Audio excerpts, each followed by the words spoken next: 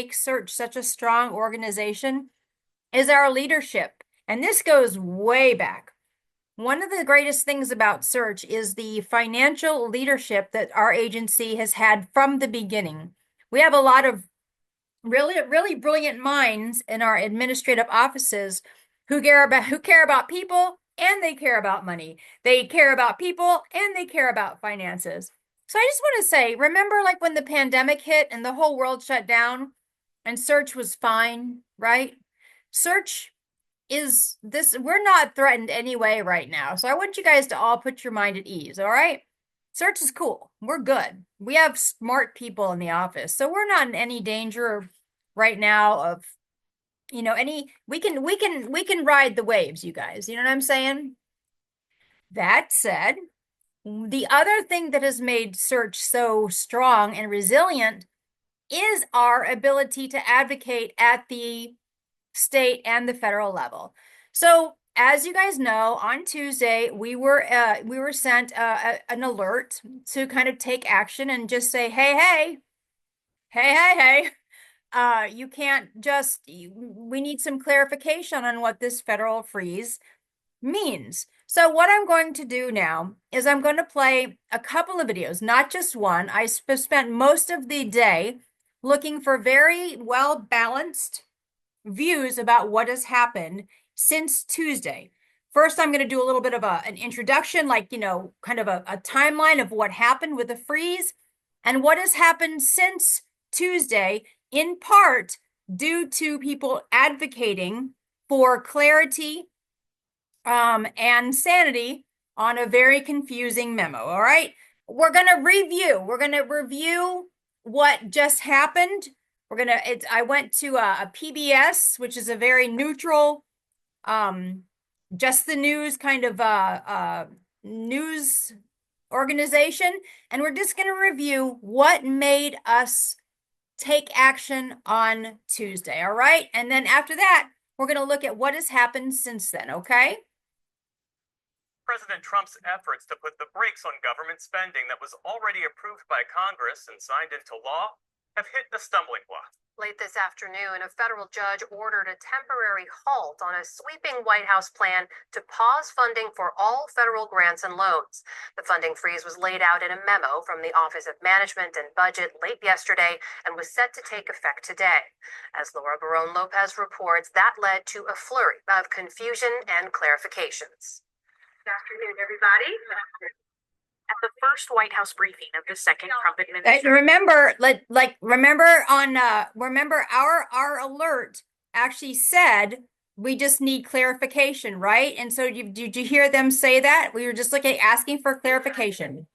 At the first White House briefing of the second Trump administration, Press Secretary Caroline Leavitt addressed an unprecedented order by the White House to freeze all federal financial assistance. It is the responsibility of this president and this administration to be good stewards of taxpayer dollars. It means no more funding for illegal DEI programs. It means no more funding for the Green New scam that has cost American taxpayers tens of billions of dollars. It means no more funding for transgenderism and wokeness across our federal bureaucracy and agencies. Leavitt said the pause would not affect individuals receiving, quote, direct assistance from the government, but didn't answer which specific programs, including Medicaid, were affected. The action created widespread confusion. In a statement provided to the NewsHour, Meals on Wheels, a nutrition program which delivers food to millions of seniors, said the lack of clarity and uncertainty right now is creating chaos for local Meals on Wheels providers. Not knowing whether they're going to be reimbursed for meals served today, tomorrow, who knows how long this could go on. After the briefing, OMB clarified that mandatory programs like Medicaid and SNAP will continue without pause. That confusion that everybody was talking about, and the reason that we kind of took action was because there was not clear. The Illinois Medicaid portal did shut down. It was not clear who was going to not receive funds anymore, okay? So at that point, that's when we took our action, right? After widespread confusion, the Trump administration today walked back some of its message about a funding freeze on trillions of dollars of federal grants and loans. This afternoon, the White House said a memo from the Office of Management and Budget that outlined a temporary pause on many government-funded programs was rescinded. But White House press secretary... Okay, so basically what it's saying is that they took back that memo. The memo that all of us were reacting to, they said, okay, nope, never mind, we're taking it back. But Caroline Leavitt later said that would not stop the federal funding freeze tied to President Trump's executive orders. Laura Barone Lopez has been following this back and forth, and Laura, our viewers can be forgiven if they're confused by all of this. Clear up what you can for us. So that funding freeze that was revealed by the OMB memo sent nonprofits, agencies, state officials across the country into uncertainty and confusion because the White House initially had only specified that Medicare and Social Security would not be touched, then later clarified, no, programs like Medicaid and SNAP won't be touched as well. And then today, after 24 hours of chaos and facing 2 lawsuits, OMB... Okay. Real quick, they said so there were 2 lawsuits that were levied.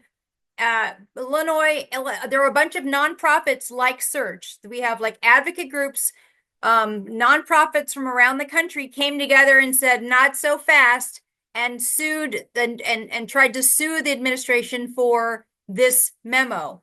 Also, a judge put a halt to it, okay? So the nonprofits banded together and advocated for a lawsuit, and a judge said no go, hold off, and then they rescinded that memo. Said that they were rescinding that memo, and White House press secretary said that this should effectively end the court case. Other White House officials told us that this was a move essentially to get around the lawsuits, but they said over and over again today that this does not halt that federal spending freeze, and White House officials also said that the memo ultimately served its purpose. So they're not backing off of this freeze at all, Jeff. Laura, you mentioned the memo came out. It was confusing. The action alert that we took was to say, please make this clearer, right? There was a lot of outcry from across the country. They rescinded the memo, but said that the federal freeze is still on. I'm going to show you another video that kind of explains the same thing, because sometimes I don't really understand. I'll understand one thing better than I understand others. So hold on a second. To some developing news this evening. The White House office is now walking back a memo that ordered a freeze on federal funding. This is a story that we've been covering since late Monday night. A lot's changed here over the last few hours. Fox 59's Hannah Fulman joins us now in studio to break down the latest information on how this could impact Hoosiers. Hannah? That's right, Dan and Bearshaw. The original decision from the Trump administration to pause federal payments for grants, loans, and other programs was met with a lot of confusion. Many not knowing which federal programs would be impacted or where all of this money would go. But just as that freeze was going to take effect about 24 hours ago, a federal judge blocked it. Like you said earlier today, we learned some new information straight from the White House.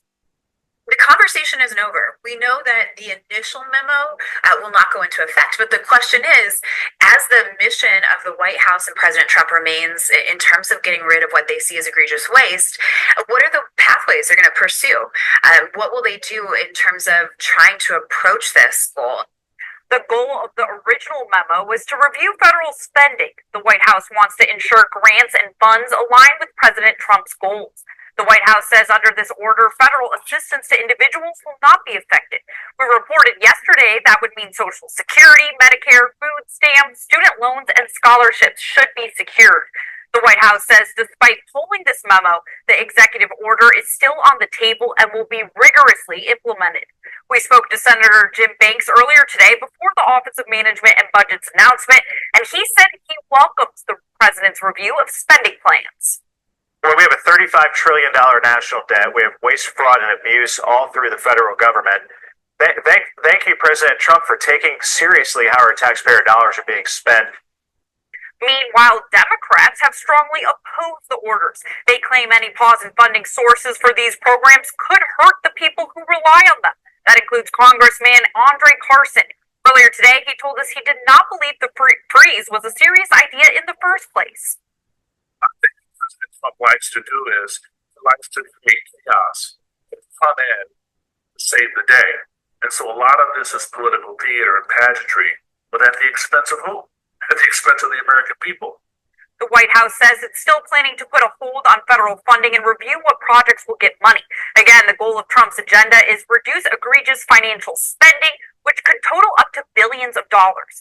We'll, of course, continue to provide you the... So there you go. A little bit from each side, a little bit of fair and balanced right there. So here's the thing. So right now, the Medicaid portal is open. Everything is kind of back to normal, but there is still talk about cutting spending. So here's what I want to say to everybody today.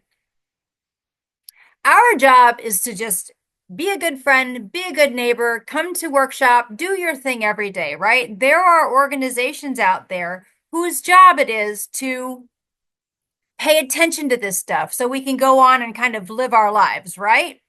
But we still have to pay attention. If you want to sign up for alerts about what to do next, or if something does come down that we should be paying attention to, it's this right here. It's called ancor.org. It is an advocacy site for for agencies like ours, okay? So we're not gonna panic here. We're gonna let these guys tell us when to take action, and we're gonna let these guys interpret the confusing twists and turns of modern politics, right? And when they say, hey, you want to take action, you can read it and we can take action together, but we're gonna let them do the worrying, because like I said, Search is kind of a boss. Search is kind of a badass when it comes to financial planning and financial health. This is why I am Dr. Fun and I am not the accountant for Search, right? Because there are people who are really good at that. So when this stuff comes across the screen, I don't want you guys to be worried, but I do want you guys to pay attention. I don't want you guys to be afraid, but I do want you to self-advocate for the benefits that you have been given. I don't want you guys to worry. I want you guys to be good to each other. I want you guys to pay attention. I want you guys to maybe sign up on this site. You can sign up for notifications. See this, stay up to date. It's ancor.org. I will be sending out a site report for February and asking for any emails, because in the past, I know a lot of times we only advocate through Search staff's email. But you guys at Norwood, some of you guys, like you guys at all the sites, if you have an email, you guys should be sending emails yourself, because you are constituents and you are voters and you are the people of you are residents of this state. So your voice should be heard in email. So ancor.org. Right now, if you haven't done it already, look. Preserve intellectual and developmental disability services. Tell Congress to protect Medicaid. This is what we, can do right now, just to start having your voices be heard. And it just sends a message to your senator and your representative saying, hey, I know you guys got a lot going on, but I just need you to think about protecting our benefits, right? That's all we got to do right now, right here. It's just like we did yesterday. You just put your name in here, your email, you put in your home, your home address, and it pulls up your exact, it pulls up your politicians, right? But for right now, okay, see, I put in Kensington's address, 625 Sloughan, and then it pulls up Dick Durbin, Tammy Duckworth, and Mike Quigley. So if you just put in your address, you'll get your politicians on there. And then you'll get alerts when something needs to be, when you need to take action, right? So that's pretty much it. That's the update. Like, the memo was rescinded as is because a judge blocked it, and a bunch of states tried, were trying to go to court about it. But the intention to freeze the federal funding is still the same from the White House. So we just have to be careful. We just have to protect our benefits. Great job advocating. We're good. Search is strong, but we're just going to pay attention, right? And fight for what's ours, right? Thank you so much for being here. Go to ancor.org if you want to get some alerts on your own, but I'll get them for us if you don't. So, have a great rest of your day, okay? And don't tell that stalker where I work, you guys. Please. Crazy stalker lady. All right, you guys. Bye-bye.